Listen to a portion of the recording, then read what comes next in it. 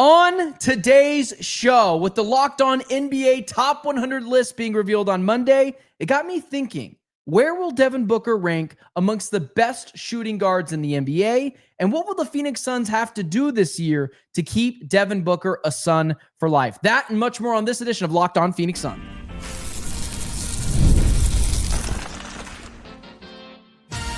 You are Locked On Suns, your daily Phoenix Suns podcast.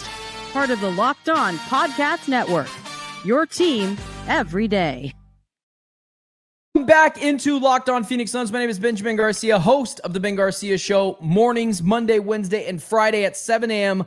on YouTube, and as well as an Arizona Sports credentialed media member covering your Phoenix Suns 365 days of the year. Thanks for making Locked On Suns your first listen here on this beautiful Friday. Don't forget, Locked On Suns is free and available on all platforms, including YouTube. So click that follow or subscribe button to do what thousands of Suns fans have already done. Become an everydayer and get locked onto the Phoenix Suns right here each and every day. Today's episode is brought to you by the lovely folks over at FanDuel. Football season is closer than you think. And right now, new customers can bet just $5 if your bet wins, and you'll get $300 in bonus bets. Download the FanDuel.com. Download at FanDuel.com to get started. I've got a jam-packed show for you guys today. I don't know if you're ever going to hear me say that there isn't a jam-packed show ready for you today on Locked On Phoenix Suns, because it got me thinking. I was sitting at my desk today at work, and I was thinking, what am I going to dive into? And lo and behold, it dawned on me. The NBA Locked On Top 100 will be revealed on Monday. We are going to dissect the top 100 players in the NBA as voted on by the good people of the Locked On Podcast Network NBA channel. So it got me thinking. Instead of just guessing where Devin Booker is going to be, is he going to be 15th? Is he going to be 5? Is he going to be 25? Who cares? I'm more curious on something that I do think deserves a little bit more respect to Devin Booker's name. There's this little thing called the shooting guard position. And I have been the one who has kind of halted some of these conversations when it comes to, is Devin Booker the best shooting guard in the NBA? So instead, I compiled my own list. And I want to read to you guys who I think are the top 5 shooting guards in the NBA. And so right off the bat, you wonder where Devin Booker could be. But in order to decide if Devin Booker is disrespected or not, or where he will come at in this NBA Top 100 list or not, I got to have some measurement tool to be able to make it, to measure it to what the NBA Top 100 Locked On list would be. So here's my list. Number 5, I've got Jaylen Brown. And Jaylen Brown was creeping up higher on this list. And it's kind of unfair, right? Because I already know what people are going to say. He's more of a small forward. It's why he's number 5. Because he's kind of a hybrid guy. He can play the shooting guard position. He can play the small forward position. Hell, the dude can even play some power forward as well. So I don't want to put anyone ahead of Jaylen Brown that I think should be there. So Jaylen Brown, obviously more of a small forward. But because of that Jaylen and Jason dynamic, guys kind of switch roles. So I wanted to get that one out of the way. Jaylen Brown at number 5. But here's what's most interesting. Here are the top 4 guards to me in the NBA. Number 4, Jalen Williams. And the sky is the limit for this kid. Shoot the 3 ball well, get to the rim well, hell of a defender, really young, Oklahoma City, has an absolute stud. The fact that they have pulled together Chet, Jalen, Shea, combined those 3 guys together, paid that nucleus, they are going to be a problem for at minimum, and this is being gracious, the next half decade. And Jalen Williams is knocking on the door of being shooting guard 1, the number 1 shooting guard in the NBA. You might not think that, but that's how good he's been. Shai Gilgeous-Alexander is clearly a 1, meaning not only is he a point guard, but he's the leader of that team. He's what takes them to championships. But Jalen Williams rectified all of those playoff demons from years past. So he's jumped all the way up to number 4 for me. Number 3, here's where it gets really interesting. And this is where we're going to fight in the second segment. Donovan Mitchell, to me, is the 3rd best shooting guard in the NBA. This should be so easy. It's like listing quarterbacks in the NFL. You're putting Mahomes at 1, you're putting Allen at 2, Burrow at 3, Lamar at 4, and then everyone else, you just kind of figure it out. Donovan Mitchell should be the 3rd best shooting guard in the NBA. But here's what's going to piss me off in the NBA Top 100. It's going to happen. It is 1,000% going to happen. It's my favorite argument to make. Donovan Mitchell is not only going to be listed, in my opinion, what I'm projecting and what I thought 3 weeks ago, that he will be a top 10 player in the NBA. And he will be the number 2 or number 1 shooting guard on this list. It feels so easy to me that Donovan Mitchell should be the 3rd ranked shooting guard in the NBA. And a lot of that has to do with, plain and simply, he's out of the other 2 guys on this list that I'm going to get to, which Devin Booker is obviously one of them. But out of Jaylen Brown, Jalen Williams, there's only one guy on this list who is lost before the conference finals as a 1 seed. That would be Donovan Mitchell with the Utah Jazz playing the Dallas Mavericks years ago, if I'm not mistaken there.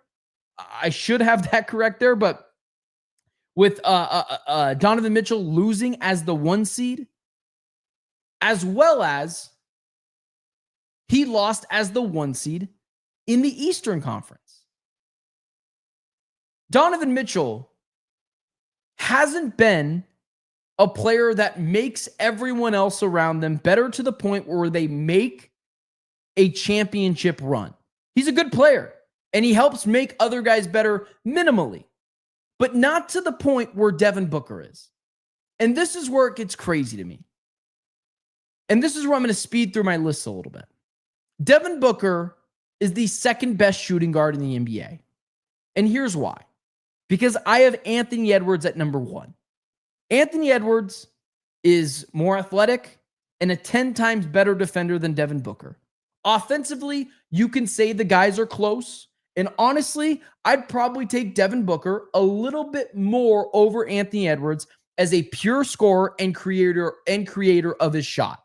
And the numbers back it up. Devin Booker is one of the best ISO scorers in the NBA. So I don't really have too much of an issue with that. Plus, the guys played in a playoff series. Anthony Edwards looked better. And he's younger, and he shoots the 3 ball better than Devin Booker as well. So that's not really where my gripe is going to be. We're going to talk about in the next segment how Devin Booker can become the best shooting guard in the NBA again this season, because it is possible. He could do that. But this idea that he's anywhere past 2 is absurdly it's just nonsense. It's absurd. It's nonsense. It's ridiculous. Let's just look at the statistics. Not only, it's almost like when you're talking about Devin Booker and Donovan Mitchell, who is the better player, it's almost like winning doesn't matter anymore. Truly. And it pisses me off. Because not only are Devin Booker's statistics better than Donovan Mitchell's, meaning if we look at it right here, Devin Booker, 7 assists a game. Donovan Mitchell, 5 assists a game. That's just this year. That was a down year for Devin Booker. Rebounds, 4.5 a game. Devin Booker, 4 a game. They're basically the same. Booker averages more points, Booker averages more points and shoots better from the field, more efficiently, and better from the free throw line. I don't know what the argument is anymore for Donovan Mitchell over Devin Booker. One guy has made the NBA Finals, had back-to-back games in the NBA Finals with 40 points, while the other guy has blown being a number 1 seed not once, but twice. He's the only guy on this shooting guard list who has blown being the 1st seed twice. Once to, if I'm not mistaken, Luka Doncic and the Dallas Mavericks, and the other one to, It was the Los Angeles Clippers. They blew the 1 seed against the Los Angeles Clippers. That was the same series where Paul George tore his ACL. So he blew a series against the Indiana Pacers as the 1 seed, and he blew a series against the Los Angeles Clippers. Not exactly notorious winning franchises, yet we're still talking about because he had a better team season that he's better than Devin Booker. And not just saying the talent around Donovan Mitchell was better than Devin Booker's.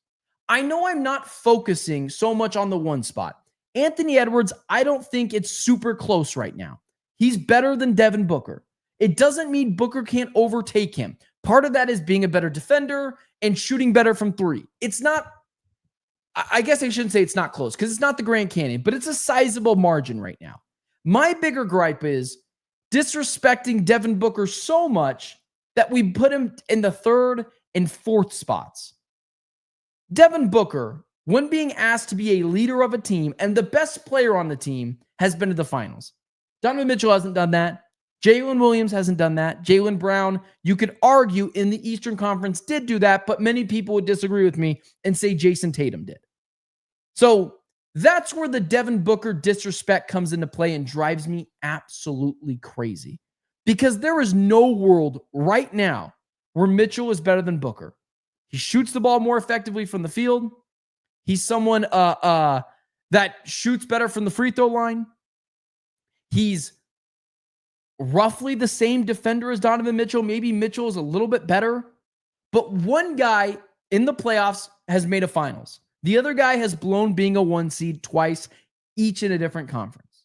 That part is not close to me, and it's insanity that when the list comes out on Monday, I guarantee you that dude's going to be a top 10 player. And it's crazy to me. How does Devin Booker reclaim the spot as shooting guard 1 in the NBA? The best shooting guard in the NBA. It's no secret. And what do the Suns have to do as well as to keep Devin Booker around? Let's talk about that and much more next. But first, I got to tell you about my friends over at FanDuel. The NFL season isn't almost here. It's here. I'm filming this at halftime. And FanDuel is making sure you're ready for kickoff with a can't-miss offer. Right now, new customers can bet just $5. This is insane. And if your bet wins, you get $300 in bonus bets to use across the app. I love using FanDuel. It's my favorite app to sports bet on. And, listen, if we're just talking about lines, I know the Arizona Cardinals on FanDuel are a 6.5-point favorite. I'm a Cardinal fan. Look at this right here. We got Tyrann Mathieu, Carson Palmer. You can't see Chandler Jones behind me, but he's there as well. I think the Cardinals win this game on Sunday. I cover the Cardinals, Locked On Podcast Network. I would know. But 6.5 points on the road feels like a lot. I would probably take the Saints to cover, but the Cardinals to win. So, are you ready to play? Download the FanDuel app by visiting FanDuel.com to get started. That's FanDuel.com to place your first $5 bet. Okay, so I mentioned already before that I wanted to take a lot of time to talk about the Donovan Mitchell, Devin Booker thing. It's asininely not close. Devin Booker is a better player than Donovan Mitchell. It's crazy to me because one guy makes the playoffs in the Eastern Conference in the 2nd round. He's now better than Devin Booker because one guy's got Evan Mobley, Darius Garland. They traded for the kid. DeAndre Hunter's on that team. It's a good team. All coached by Kenny Atkinson, who I was advocating for the Suns to hire 3 years ago or 2 years ago. So another really good take by me there, Kenny Atkinson. He's just a hell of a coach. What does Devin Booker have to do to reclaim the number 1 spot? 2 things. 2 things. Devin Booker has to become a better 3-point shooter. And I had up Donovan Mitchell's stats up here, but I also want to pull up Anthony Edwards' 3-point percentage and kind of the differences and disparity between Devin Booker and Anthony Edwards' game. Anthony Edwards last year averaged more points than Devin Booker, shot a little bit less efficient from the field, but did shoot 40% from 3. He does shoot 10 of them a game, but he does hit 40% from 3. That's a pretty good clip, as well as 83% from the free throw line. Devin Booker, I believe, is better at creating his own basket. He's a better ISO player than Anthony Edwards. The statistics back those things up. He's a better mid-range player. But one thing about Devin Booker's game that will always be lacking, at least for now, is his ability to get cheap buckets to the free throw line. Booker averages 6.5 free throws a game. It's actually on par with Anthony Edwards. But I feel like Booker has the ability to actually get to the line even more. But that's not the biggest problem with him. It's the fact that one guy shoots 40% from three and the other guy shoots 33% from three. Devin Booker has always been worse at the three-point shot than you think he is. He's actually average is putting it nicely for Booker. He is not as bad as Ryan Dunn, but he's not necessarily one of the elite players. Or elite players when it comes from shooting three. He's not Steph Curry. So when you're talking about Booker, one of the things he has to do is get better from three-point land. And if he's not going to do that, because it's year 10, I think, for Booker at this point. I think maybe even year 11. It's crazy how time has flown. But for Book, if he's not going to be a better three-point shooter, he's got to get to the line more. Be someone that draws a couple of fouls, getting to the cup. Would I rather him be better at shooting threes? Yes. But one of the things that this team needs is three-point shooting and cheap buckets. And Booker can provide both of those if he gets better at either one of those things, getting to the basket a little bit more or shooting the three-point clip a little bit better. But the main thing is, and I think Booker has a real chance to take a major step up this year, is defensively. Anthony Edwards and Devin Booker on offense are really close. I'll take Devin Booker by a hair, but damn, it is hard to deny Anthony Edwards' ability to defy gravity and dunk on players like Bradley Beal in a playoff game whenever he wants to. But Booker is a little bit more smoother. I think his game is going to translate better as he gets older, those kinds of things. It's not so predicated on being athletic. It's a very smooth way of playing the game. And it's a very organic way of playing the game, meaning you don't have to be the most athletic to play like Devin Booker is. Anthony Edwards getting the bucket and dunking on guys at will is a major attribute to his game. However, where that helps Anthony Edwards and something that Devin Booker, because he is what he is. Obviously, he's a super athlete. He's in the NBA. But there's super athletes and there's demigods when it comes to athleticism. Anthony Edwards is a demigod. And that carries over better defensively for Anthony Edwards. Booker has to become a better defender. Last year, Booker was just a bad defender. And part of it is he's a little smaller. He's not the biggest player on the court. And so some of that falls into the, what can you do to make Devin Booker better defensively? And a lot of that comes down to, can Mark Williams take a step up? Can you surround him around guys like Ryan Dunn and Dillon Brooks? But here's the X factor. And I talked about this a little bit with John Voida on Sunday. Can Jalen Green step up defensively? Because Devin Booker as your fourth or fifth best player in a starting lineup defensively is actually a pretty good place to be. When Devin Booker is surrounded around other like-minded talents from a defensive side, meaning Ryan Dunn better, Dillon Brooks better, Mark Williams better, that just elevates Book defensively because you can hide his deficiencies. Kind of similar to like the Warriors did for years. KD was an elite defender. Klay was an elite defender. Draymond Green was an elite defender. It made it really easy to hide Steph Curry's deficiencies or attack him on offense and get switches and take him to the hole because he couldn't defend most guys. If Booker does those two things, become a better three-point shooter, and I'm not saying 40%. Can he shoot 35, 36%? That would change things drastically for Booker. Become a three-point shooter to where they aren't daring you to shoot threes because they know how deadly you are in the mid-range. They'd rather you shoot the three. Can you eliminate that? And can you become a better defender? And a lot of that has to do with Mark Williams and Jalen Green and Dillon Brooks and Ryan Dunn. Can they come together as four guys and be willing to be 1 through 4 in whatever order the best defenders on the starting lineup, and that will help cover up Devin Booker's deficiencies, which is because he's not a crazy demigod athlete, he's not great laterally moving. And so for those things to happen, you have to have the team come around Booker and rally around him. And if he does those two things, or even just one of those things significantly better, he can reclaim shooting guard 1 in the NBA. And I think that does matter, especially for legacy concerns, because there was a string there where Devin Booker was just unanimously the best 2 in the NBA. And now there's some real debate about it. But I do think he could reclaim that spot with one of those two things. While we're on the subject of Devin Booker, what kind of season would force the Suns to trade Devin Booker? What would they have to avoid? Let's talk about that next.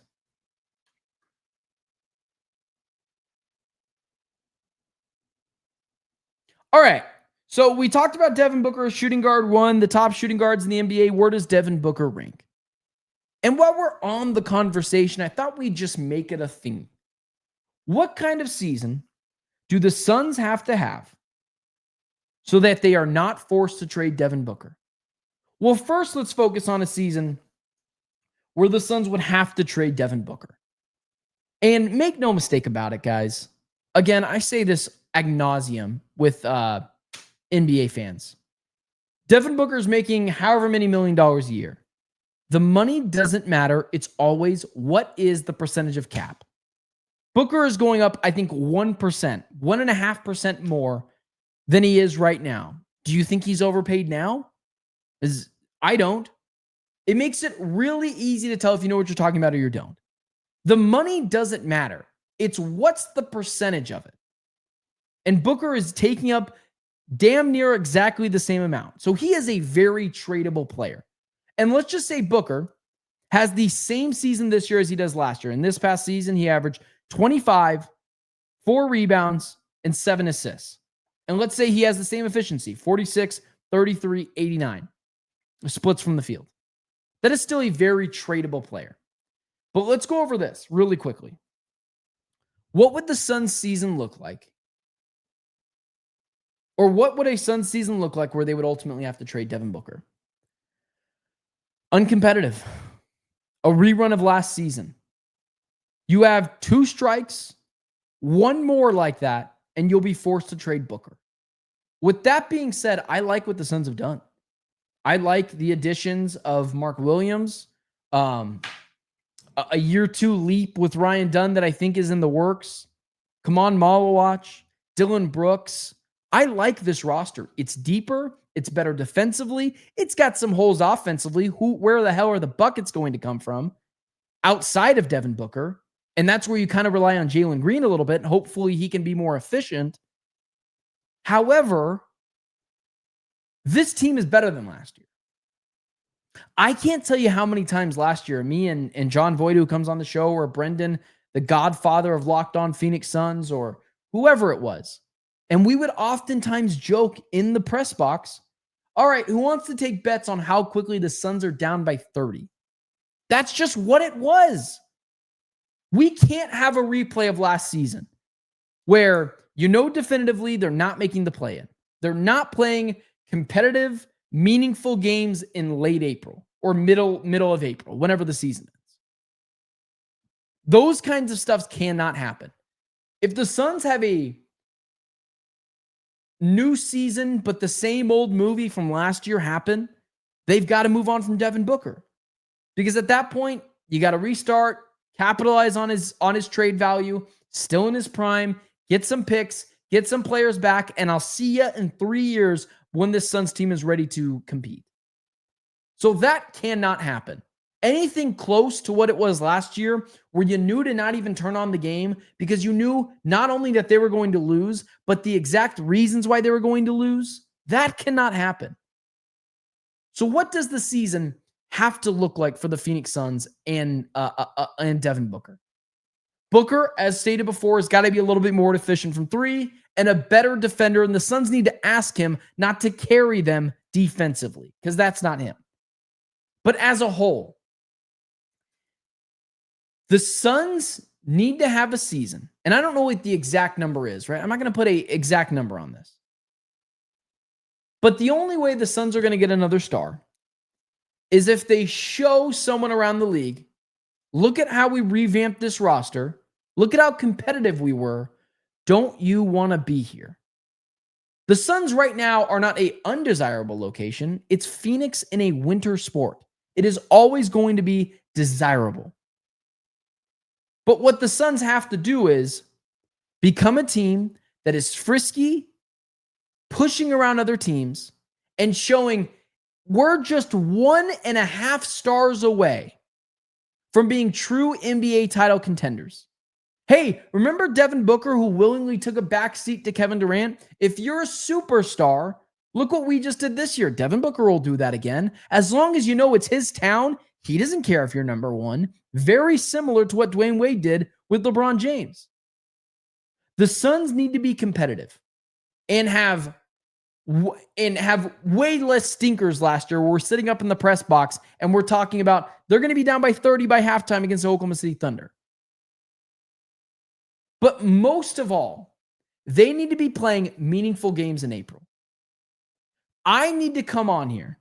Like maybe they make the playoffs. I don't think that's, I think it's a stretch. And I've told you guys that. I don't need to go further on that. I think it's a stretch. I think my reason is they'd have to be 13 games better this year than they were last year. That just doesn't feel like it's happening. But they need to play meaningful games in late March and early April. Meaning I need to be having a show on April 3rd talking about, okay, if the Suns go 8-4 in their next 12, then they just do this and a team falls out, they're a playoff team. It doesn't mean that they have to get into the playoffs, but I need to be talking about real playoff situations and scenarios and believe that they could actually happen. Last year we talked about, me and Brendan, well, if the Suns go 8-2, they'll make the playoffs, but neither of us believed it. We need to be talking about in the last 12 games of the season. Okay, if they go 9-3, they get some breaks, and the Clippers lose another game, they make the playoffs. That's what the Suns need to be. Competitive and playing meaningful games in March and April. To the point where when I tell you the Suns are in the playoff hunt, you don't scoff at me like you did last year because we knew they weren't going to make it. Instead, you say to me, I could see it. That's a possibility, even if it's not something that we think definitely could happen. But overall, that's what it is. Just be competitive and play meaningful games in late March and early April and have us talking about playoff scenarios. Because then another disgruntled star sees Phoenix and says, I'm the missing piece. And Phoenix will always be a desirable location. Always. They forced their way here just like how Kevin Durant did. And that is what that season has to look like. But if the Suns run it back next year and they try to tell you that they're going to toggle with the roster again and keep Devin Booker around, that'd be nonsense. If we have the same season like we did last year and we run it back like an old Addams Family film that we know is going to happen, you're moving on from Devin Booker. But I don't think that's going to be the case. I think they're going to play meaningful games in April. And I think we're going to be talking about this team being in the playoff hunt, even if I think that they're not going to make it. All right, guys, that'll do it for me on this edition of Locked On Phoenix Suns. Guys, do me a favor, hit that like, share, subscribe button. Saving up some guests as we get closer to the season. And, we got John Voida Mondays as well on this show. I'll just say this. If you made it this far into the show, keep an eye out for another regularly scheduled guest. That's all I'll say. I'm just going to say you guys might like it. So do me a favor, like, share, subscribe, follow me on all social media platforms at Ben Garcia Show. Follow the show on all social media platforms. And for everyone in the chat, everyone tuning in to Locked On Phoenix Suns tonight, appreciate you doing so. I'm Benjamin Garcia, and it's been Locked On Phoenix Suns. I'll talk to you guys on, what are we doing? On Monday.